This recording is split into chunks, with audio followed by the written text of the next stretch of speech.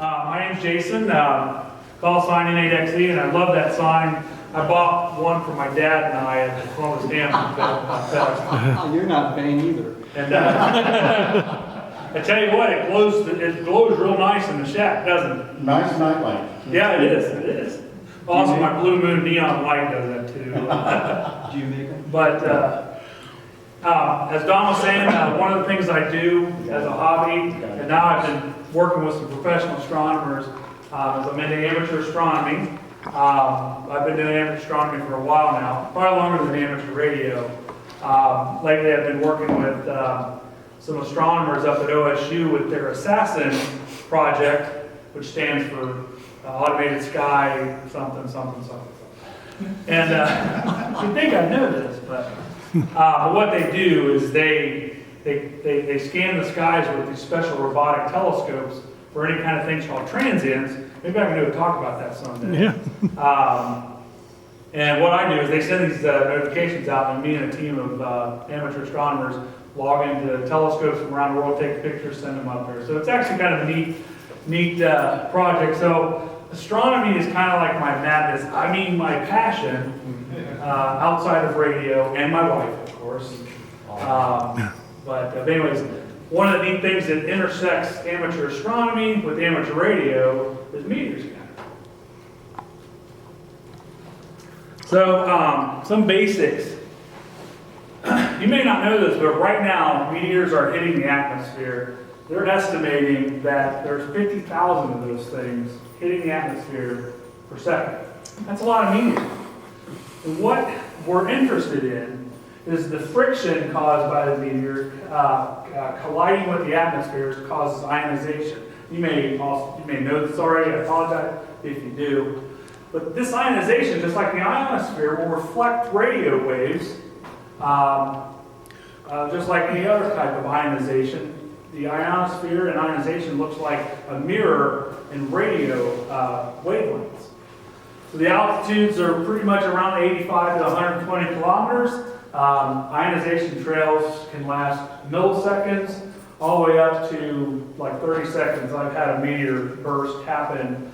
I mean, it just kept going and going and going, and I was pretty surprised. So you can...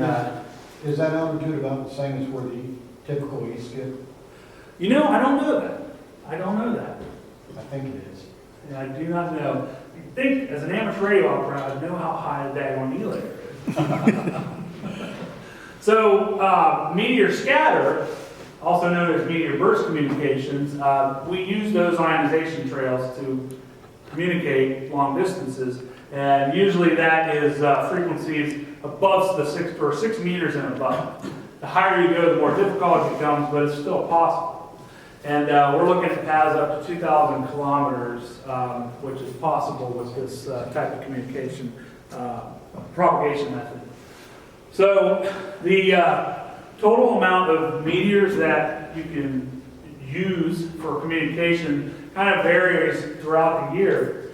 The Earth, as it's orbiting around as the Earth orbits around its orbit, moves around its orbit, there are various areas that are kind of like really dusty, stuff left over from comets as they pass through our vicinity. They leave behind this dust and things like that. You may have heard of the Perseid meteor shower in August every year.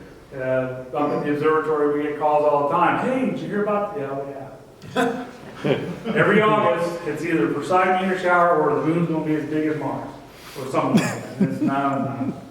But so as the Earth is going around its orbit, this debris, this dust, is getting swept up by us, and we are basically all these dust particles are firing into our atmosphere.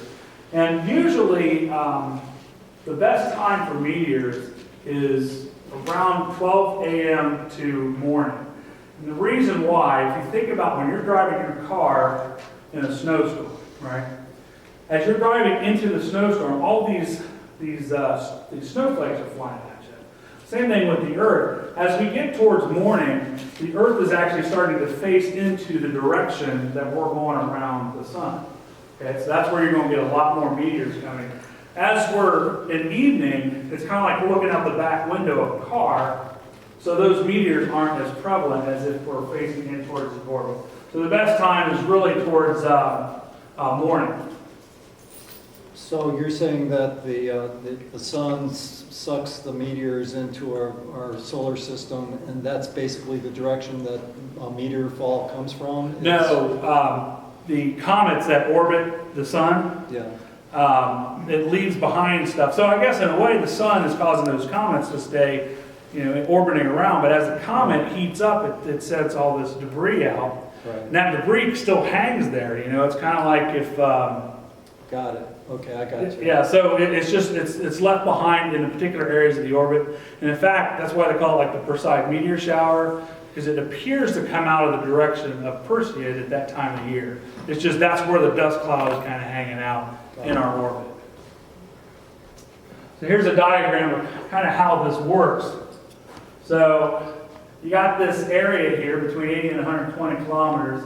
You got station A transmitting a signal. Meteor flies through the air. All of a sudden we have a path down towards station B. So that's really as simple as you can get when a meteor is going through the upper atmosphere, causing ionization. That transmitted signal gets reflected back to the Earth, just like how the ionosphere works.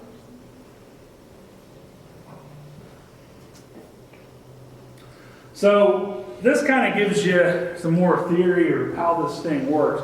There's two kinds of ionization that goes on. And this is it's called the ion density. There are two types. You got underdense and overdense, and each one has a various characteristic. And you'll actually hear examples of audio between the two. So the center of the trail, if it's an overdense, is very compact. An underdense is kind of like wishy-washy, fuzzy. It's not as compact. They're shorter lived. Whereas the overdense trails are very long-lived, but they also have a lot of variations in them that can cause some interesting propagation effects. So there's various theories here, or various parts of theories, or various parts of meteor reflection that we can talk about. One's called trail density, which is I was kind of talking about earlier. The trail diffusion, that's how much the ions diffuse out into the atmosphere. We have Fresnel oscillations, wind shear. I mean, as wind's blowing up there in the upper atmosphere, you'll see, actually, I've seen ion trails where they just sit there and persist for 5 minutes. And after a while, you'll see it kind of dissipating, and it's like if a rocket goes up, you'll see the wind kind of cause the rocket plume to fly around. Same thing happens with ions. We have Doppler shift, polarization, and interferences. That's where the waves, as it's bouncing off of those reflective trails, are adding and subtracting to each other. However, since I barely understand the physics, I'm only going to be talking about trail density and diffusion. I looked up on the internet, and that was one of the pictures. How do you spell that? Yeah. It took me a couple times, So underdense trails. This is, when I say the 50,000 per second, most of those are causing underdense trails. It's that steady stream of meteors that we're always getting every second. They're generally associated with meteors less than 5 magnitudes. Do you guys understand what stellar magnitudes are?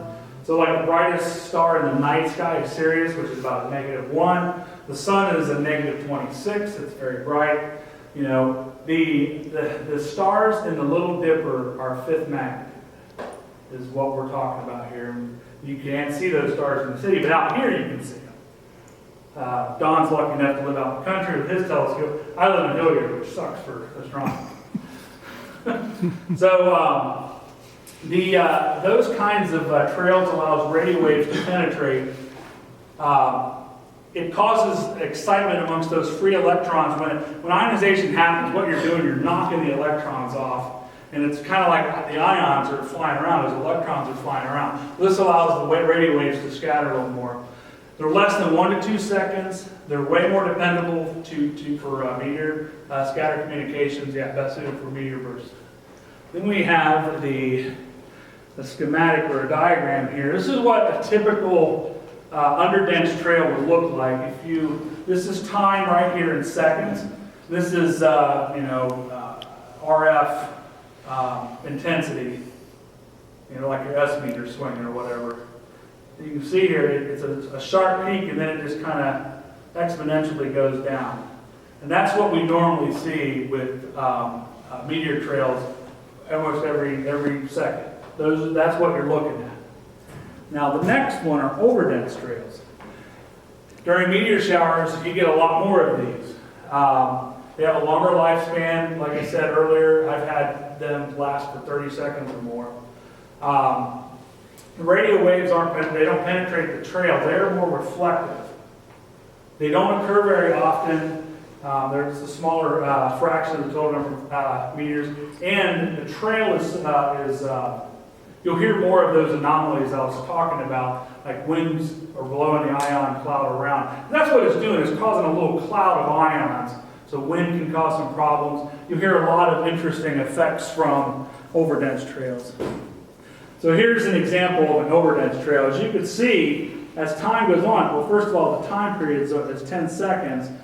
The amplitude of the signal is up and down, up and down. And what you're not seeing here, it may phase out a little bit. You'll actually have frequency drift. And I've heard this before. I'll tell you more about it when I talk about one of the ways we communicate with meteor scatter. But you'll hear a Doppler shift. It's really interesting. And here's just some more graphs that makes me look smart. The point is, you have this critical density here, right? The difference between an underdense trail and an overdense trail. And it gives you an idea of the overall shape of what I'm talking about. The amount of electrons that are around this ionization cloud as it was generated when the meteor was going through the atmosphere. And it helps me, makes me look smart. Okay, so applications. Believe it or not, the government has been using meteor burst communication for a while. In 1954, there was a system called Janet that was created in Canada, and it was used as a communication system for those remote areas up in the Arctic. And the data rate that they were able to get out of this thing was 30 words per minute. The error rate was about 0.1 to 4%. So that's not too bad. So really good CW ops. I mean, hey, 30 words a minute. There's another one that NATO created. It was called Comet, Communications by Meteor Trails. I wish I could come up with really cool names like that. But this was used as a point-to-point communication system between France and the Netherlands. And they used ARQ. You guys know what ARQ error correction is? They were using that. Another one they were using is something called SNOWTEL, which was developed in the 1970s.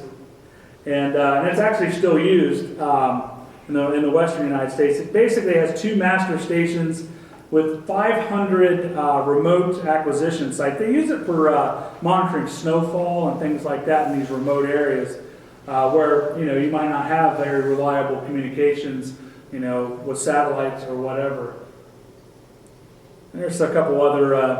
Let's see, the Alaskan one, and of course the one we're interested in at the bottom there is amateur radio. So we're going to talk about that. So, some of the things you can do if you're not an amateur radio operator yet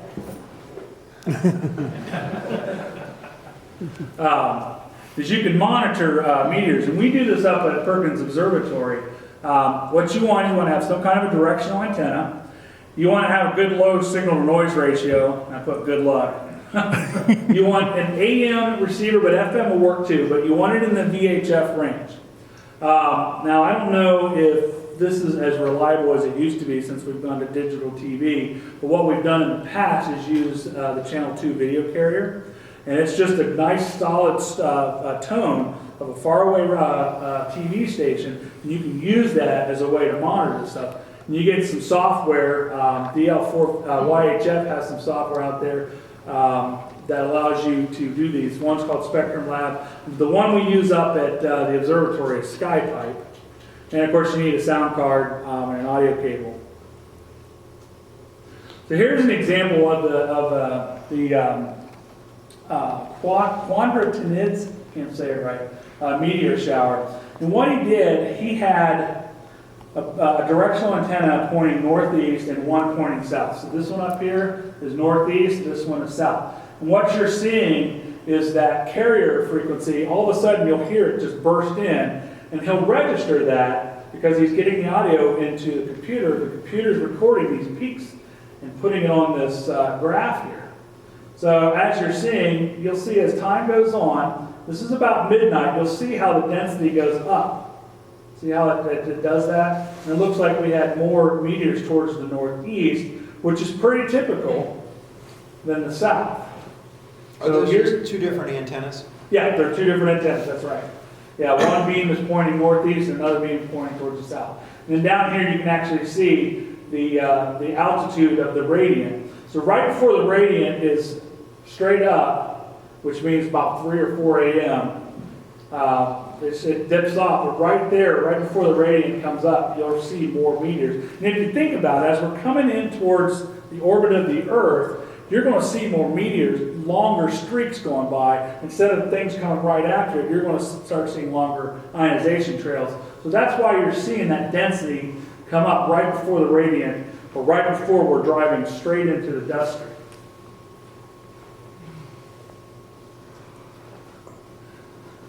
So here I'm going to show you some audio examples of using that Channel 2 video carrier here. And you'll actually hear like changes in the tones as the meteor goes by, so it's really neat. So here's an example of an underdense meteor trail.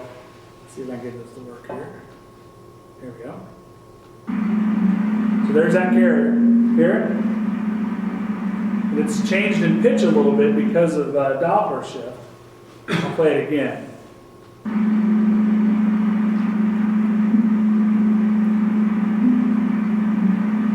You see, went high, low, high. So it's a very short burst, but it works. So here's an example of an overdense. This one's interesting. Oop, heck. Went too far. There we go.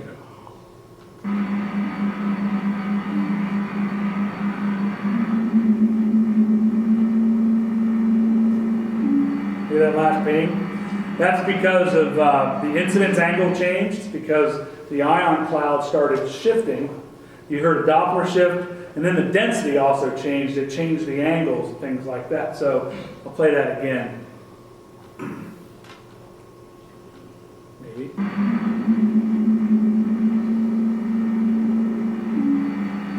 I just think that's neat. Okay, so amateur radio use of meteor scatter. Look at that national speaker right there. I think that's a national. Just like brand new. What's that? Just like brand new. Yeah, I have a national NC183D at home with a speaker. Oh. I just love that thing. It's beautiful. So in 1954, Paul Wilson, this guy right here, or W4HHK, and Ross Bateman, W4AO, who's standing right there, they were trying to work a widespread tropospheric opening, and they were using sideband high speed. They were using tape. They were speeding it up, and then they'd record it, and then they'd slow it down so they could copy it. So they were noticing these interesting phenomena. So they said, well, maybe this is something new. So they started getting into meteor scatter communications inadvertently. So sideband isn't as much of a reliable mode because it requires those really long, overdense meteor trails. You can do high-speed CW, which is another method which can do the smaller one, but it's still not as effective. And we have better modes now with using software. So here's an example of using a tape recorder with high-speed CW. So with personal computers, we started using this software called HSCW. This is the old DOS version, and you can see here where it records the waves, and you can be able to actually see what they're sending. This is a more modern version using Windows, but they found that it is not as effective as the newer software that we use today. What they did is when they started getting the DSP chip and sound cards, this guy, 984GL, Timur Heidelberg, wrote this software. And they can get speeds up to 800, 1720, or 3320 words per minute. Can you imagine that? N8XE was created by Joe Taylor. His call is K1JT, and he made this in 2001. The digital mode is called FSK 441, and it uses a multiple shift keying using 4 different notes. They can get up to 441 baud, and today all the meteor scatter operators out there are pretty much using this software. You can also use this software for, I think it's called JT36.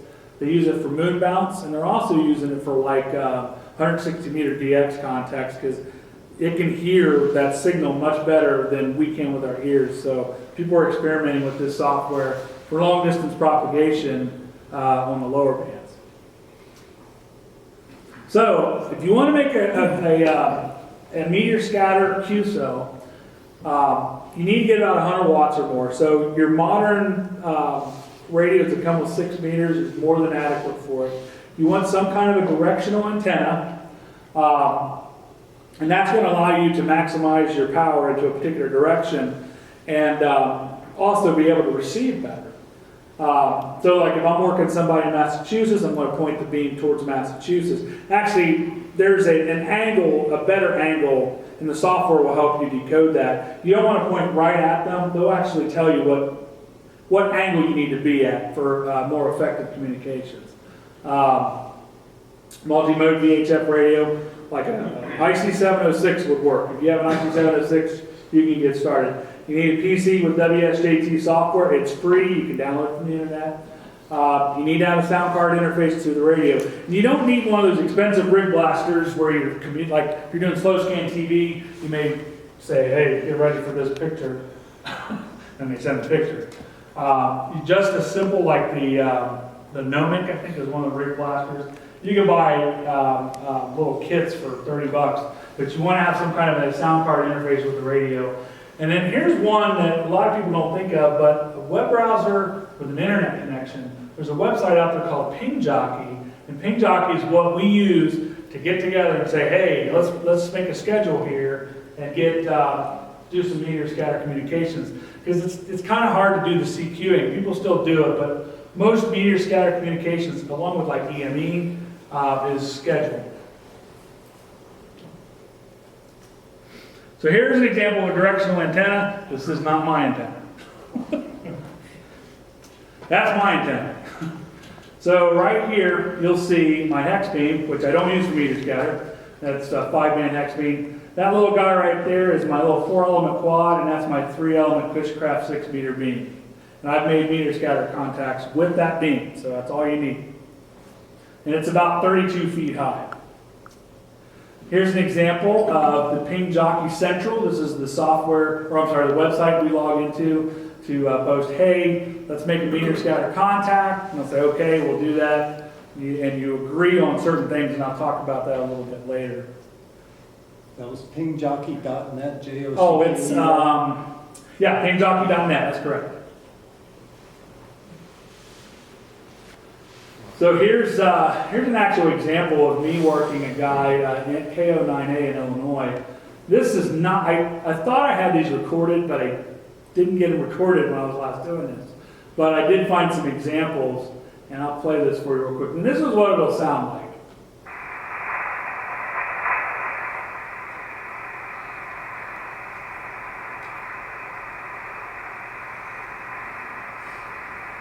It's coming. See if you hear it. There it is. Hear it? And that's all you need. And that'll send this, you'll see this text right here go across the screen like that. That's it. And that's it. Wow. And the way it works is, and I'll tell you about it, it's just, you do 30 seconds, like one of you go, okay, I'll go first for 30 seconds. And then once you're done, then he goes, and then you go, and then he or she goes. So it's like a dance. So here's my station one night. You'll see I'm actually transmitting right there on my 756. That is a beverage of choice. That's one of the requirements. We have young people in here. I won't say what it is. But it's called contest water, is what my owner called it. Yeah, so you'll see over here, I got WSJT running, and over here I got ping jockey running. So, I mentioned earlier, FSK 441 is the mode that we use for meteor scatter. You gotta sync your clock, because in most modern operating systems do this automatically. You'll connect to whatever standard time is out there, and it'll make sure your clock is set. You'll agree upon a schedule. Usually it's like the easternmost, the westernmost station will go first, the eastern one will go second. So at the top of the minute, one person goes, and then at the bottom, then the other person goes. But usually people will agree upon who's going first. There's this new thing that I just started using, and it's called shorthand text. So when you're doing this, I call it a dance between you and the receiving station. First thing you got to send is your call, and there's call over and over and over again until you get it. Then you go to the next message. And then that next message is something else. You got to send them some kind of information. So R26 is kind of a signal report. I forget what R27 is. I never use it, but I use R26. RR means, hey, got it, 73. Well, instead of using that 4-tone sound that you heard, we just use a single tone. So one tone is at 882, while R26 is 882 hertz. 1323 is R27. RRR is 1764, and 73 is 2205. So you have these various tones that we use for these shorthand messages, because you don't need to send all 4 of those tones. If you know that 882 is R26, you're good. And of course, grab your beverage of choice. Especially, you probably need coffee because it's late at night. It's like JT65 almost. Yeah, JT65 is the mode that they'll use for moon bounce, and also that low signal, low band stuff. Yeah. But you said the meteor thing's only like a couple milliseconds long. How do you get all this done? It's One fast. guy's 30 seconds and you're 30 Yeah. seconds, but the meteor thing's only 1 second. How's Right. that work? So what'll happen is in meteor scatter, you're sitting a while waiting. And like what I'll do is I'll play a game on the computer, or I'll look up stuff on the internet, update my Facebook account, do a meteor scatter again. So what happens is during that 30 seconds, you're waiting, and then all of a sudden you'll hear it happen. But a lot of times you don't hear anything. So that 30 seconds, nothing's going on. The next 30 seconds, you're transmitting, and your little amplifier fan's going, and and then it stops, and you wait. But when you hear that ping come through, it's like, oh, cool, I got it. And then what'll happen is you'll see it decoded all of a sudden. You'll see, boop, and it'll come up. So if you don't hear anything, if you're the receiving station, Mm-hmm. you don't hear anything, do you transmit on the second half of the minute? Yep. So you, But you Okay. repeat the same. so what do you say, okay, if he's sending first, Mhm. and you don't hear him the first 30 seconds, That's right. then what do you send? Do you send the CQ? Or- Yeah, well, no, so I'll go through these messages here. So the first thing, when you start your meteor scatter communication, what you'll do is you'll send this information here, okay? So you're waiting, and you essentially select on these little radio buttons here. I say, okay, I'm starting the contacts, I'm gonna select that button, and that's what's gonna get transmitted during my 30 seconds. Then I listen for his version of that, which is, in this case, KO9A, N8XE, or it'll be opposite of that, N8XE, KO9A.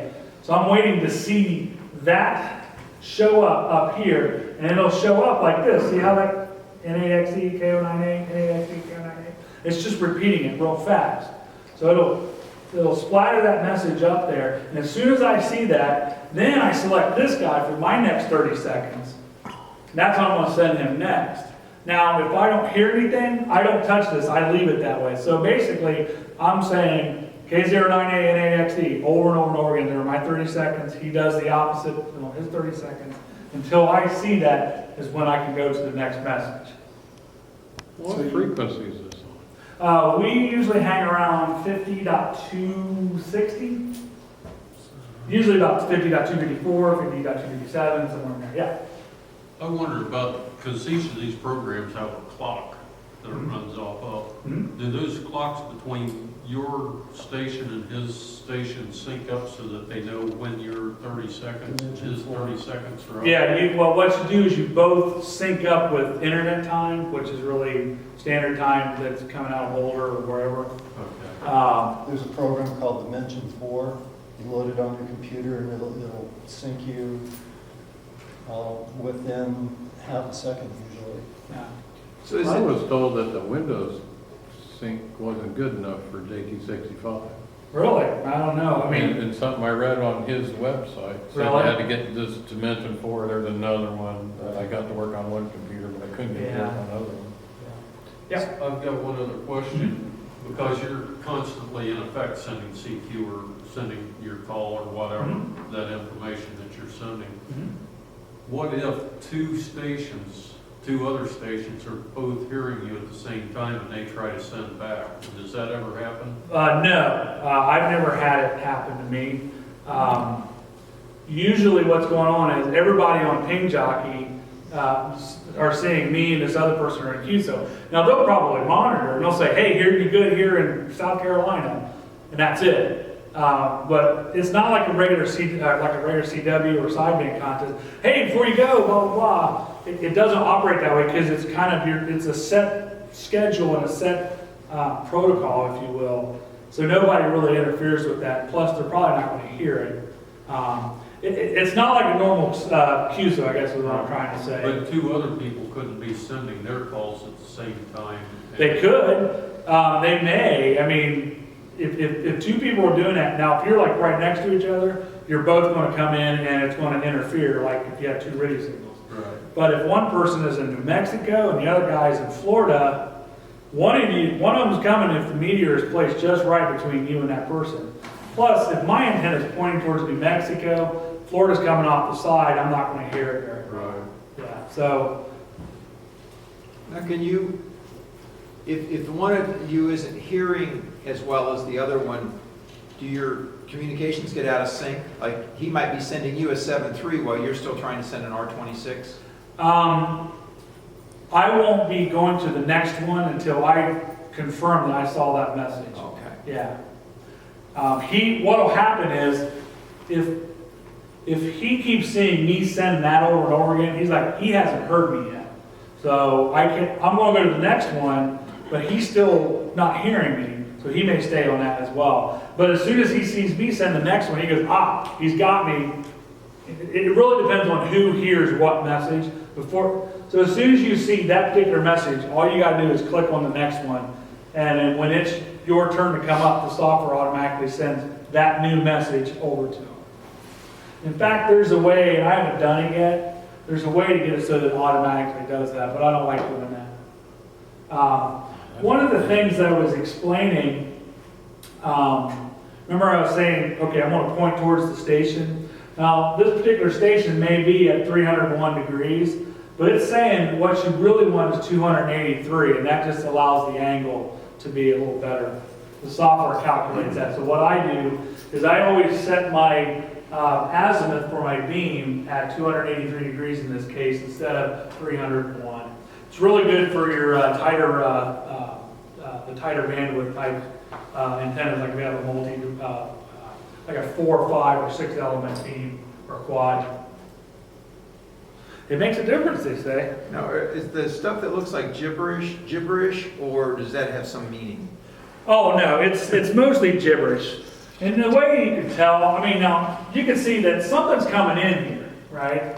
Now this is kind of gibberish. You'll see some other things that'll show up, like these 73s. Those aren't really 73s. It's picking up something.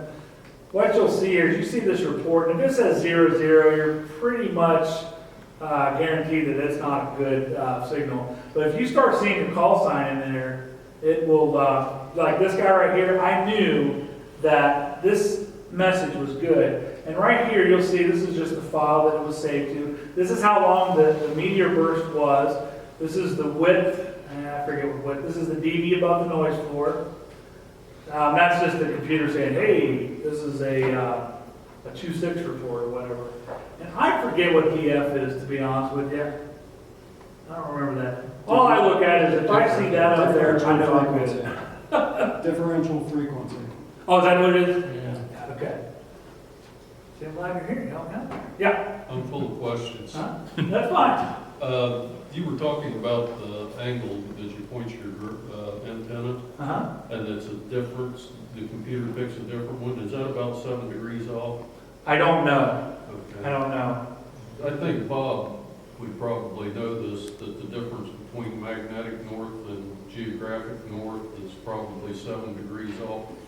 Yeah, but that's off by 18 degrees. Okay. Yeah. And so that's not it then? Yeah, I don't know what it is. I think it's something to do with the incident angle.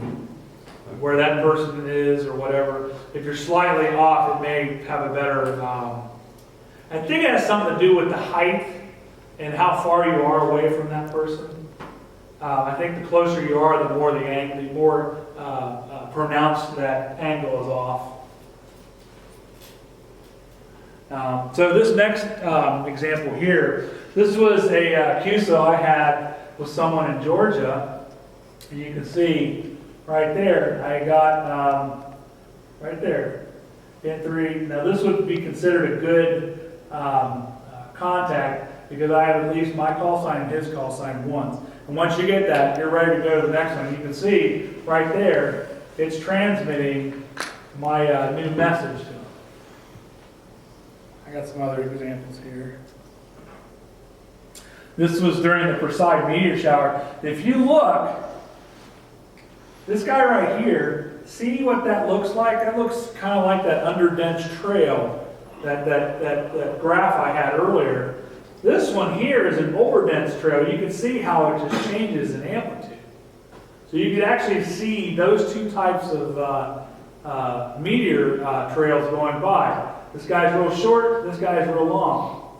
And this is him saying, hey, thanks for the QSO. That was so much fun. I had my first meteor scatter contact. It was just a blast. So, well, that's all I have. Here's some information if you're more interested in reading more about it. WSJT, his site, the software site, N8XE. His site's got a lot of information. The help file is really good at explaining how that, like I said, the dance works. The play between you and the other station and what messages and things like that, and when to send the next call, when to do shorthand. Shorthand, as I mentioned earlier, seems to be a new thing that they're doing nowadays. They said it's just kind of inefficient to send all those tones for well-established messages, so one tone will happen. I've heard those tones actually change in frequencies while it's being sent, so it's kind of an interesting phenomenon. Do you know what tone you're expecting, right? The software does, yeah. Well, but because, could the Doppler shift change the tone that you're expecting, or a different tone to the tone you're expecting? Yeah, there's a window of how much it'll accept. And it's smart enough to know. I think that's where that hot angle comes into play too. It may. That's kind of beyond what I've gotten into so far. But the software is smart enough to know, and you'll hear that tone. It'll see 73, 73, 73. Now, do you get concerned if you hear something like this?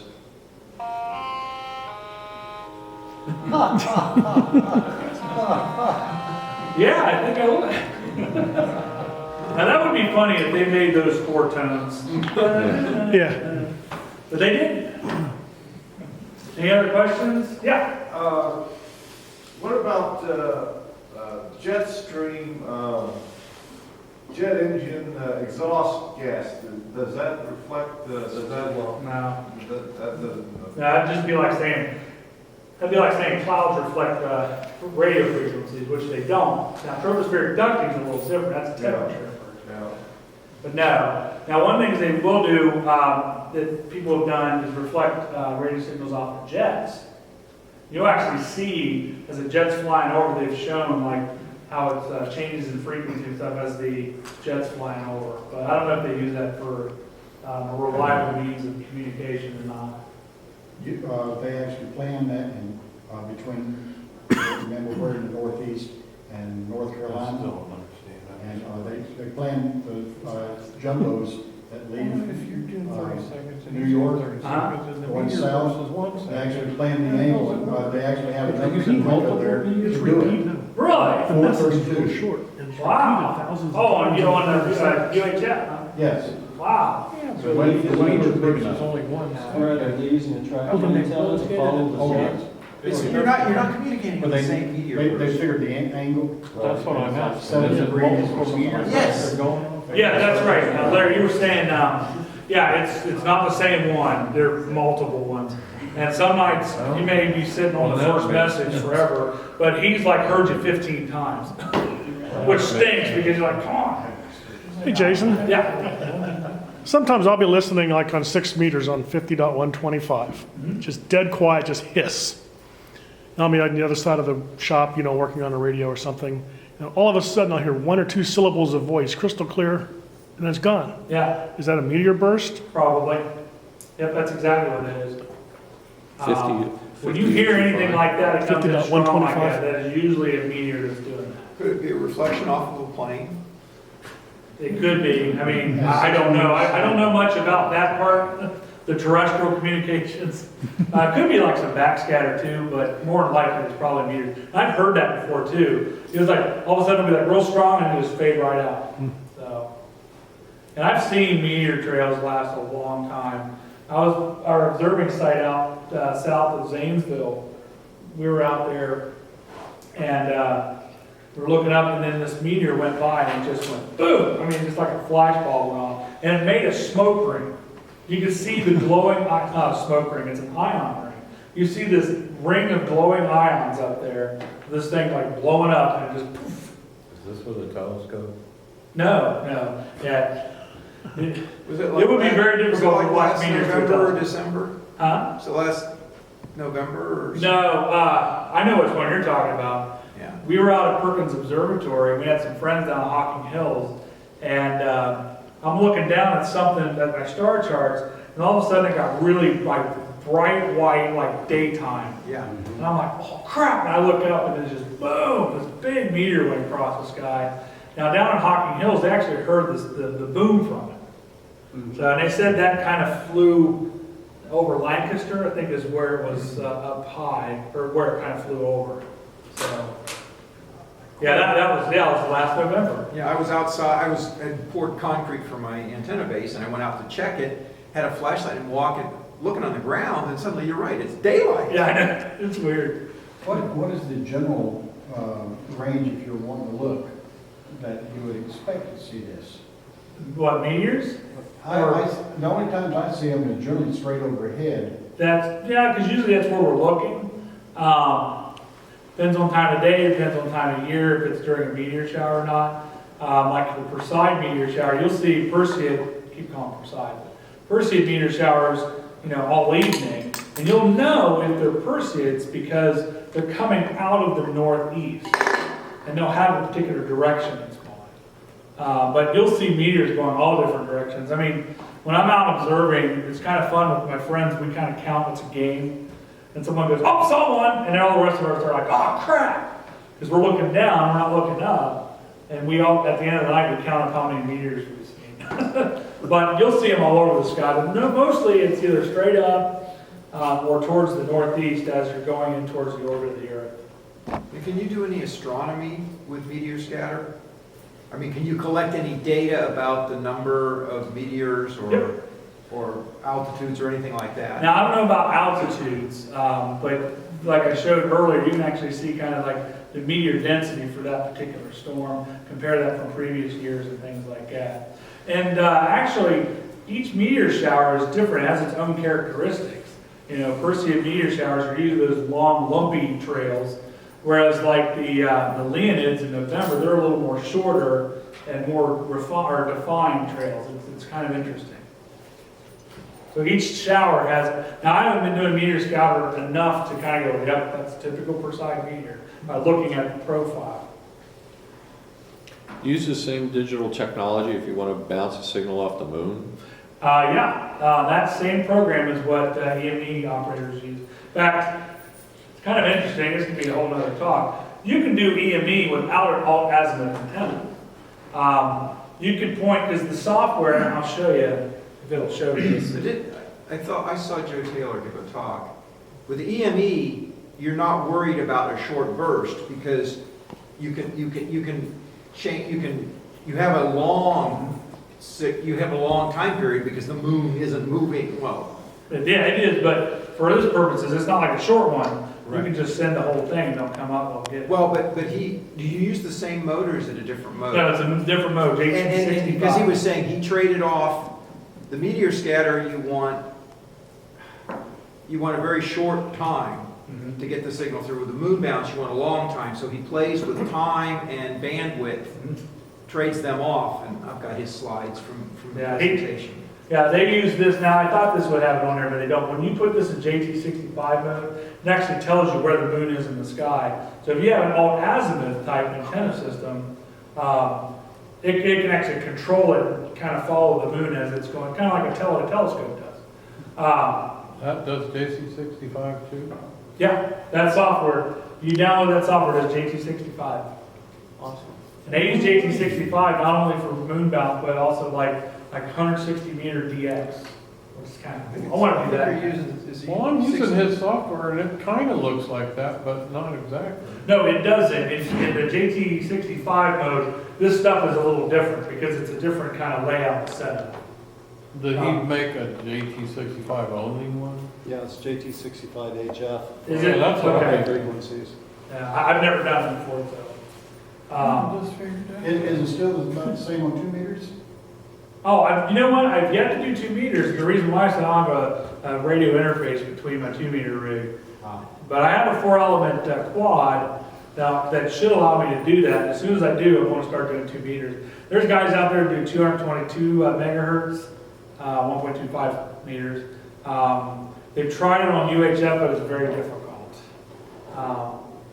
And I don't know if anybody does it on 10 meters, because you never know, 10 meters, it might be just a sporadic E that flies, or fires up.